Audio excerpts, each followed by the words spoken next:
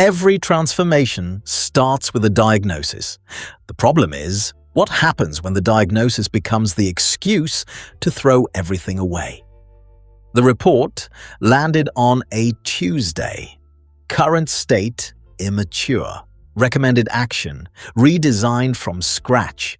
And just like that, 6 years of institutional knowledge, process refinement, and hard-won capability stopped being an asset and became a liability to be replaced. This pattern repeats across industries and organization sizes.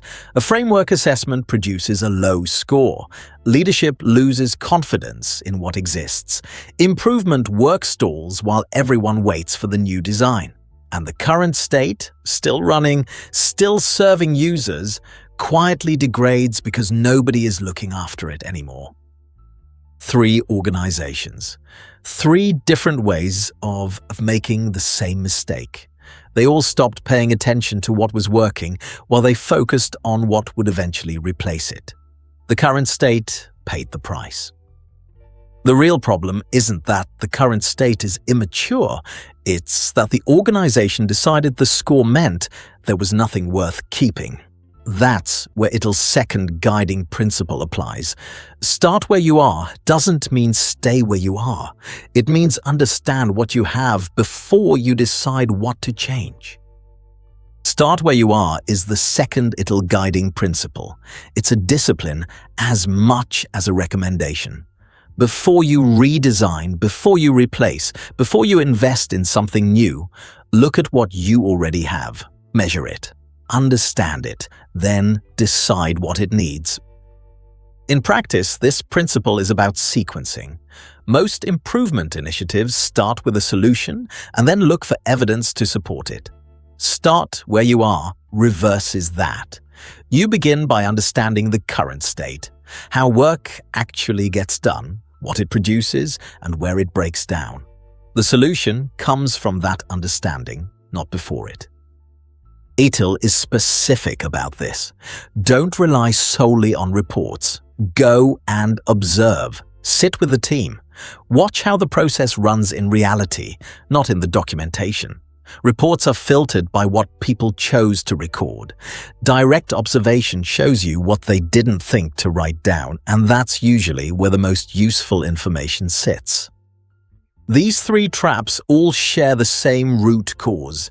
You're substituting a representation of reality for reality itself. The report isn't the process.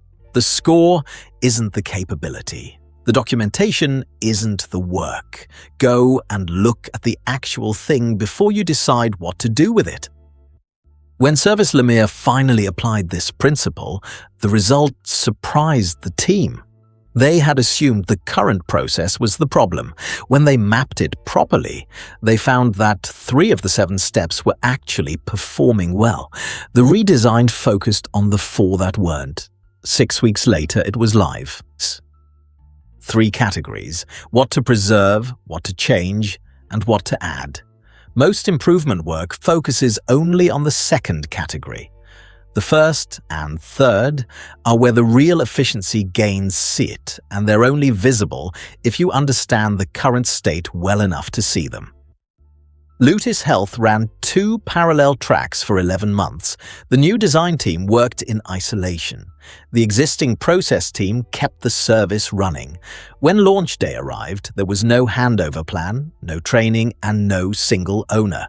Both processes ran simultaneously for 6 weeks before anyone made a decision about which one to keep. The baseline is diagnostic, not definitive. It tells you what you're working with. It tells you what's available to build on. It doesn't tell you what's possible. That distinction matters because it changes how you relate to the current state as a foundation rather than a failure. 3 questions. What is actually happening? What is already working? What evidence do you have? Answer these before any improvement decision and you'll make better choices faster. Skip them and you'll spend the first 6 months of your program discovering things you could have known in week 1. CalGrid's monitoring tools weren't perfect, but they were functional, familiar, and covering the most critical services. When they were labeled legacy and the investment stopped, nothing changed about their role.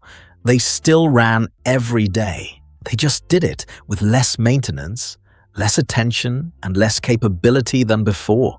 2 years later, the replacement still hadn't arrived. These three costs are predictable and they compound each other.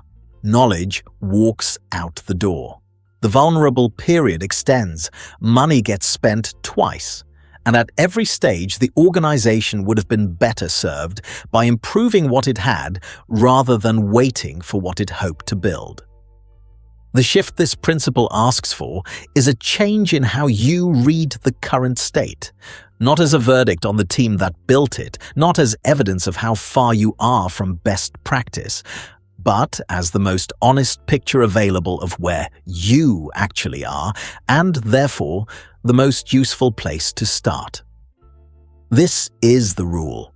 Observe before you decide, understand before you change, measure before you improve. It sounds obvious, and it gets ignored constantly.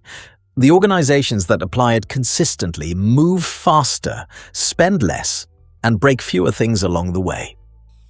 3 actions, 1 process observed as it actually runs, 3 things worth protecting in your current setup, 1 improvement you can make in 30 days without a program.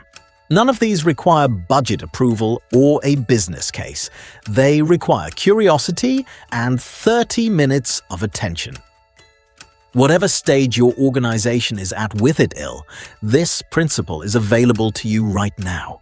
You don't need a new tool or a new framework. You need an honest look at what's already running and the discipline to build from there rather than around it. 3 ways to go further. Share what's working in your current setup in the comments. Your answer will help someone else avoid the blank sheet trap. Check out the Mimir ITIL course for the full picture across all 7 principles. And this week, before your next review, go and observe the real process. Start there. Share your experience.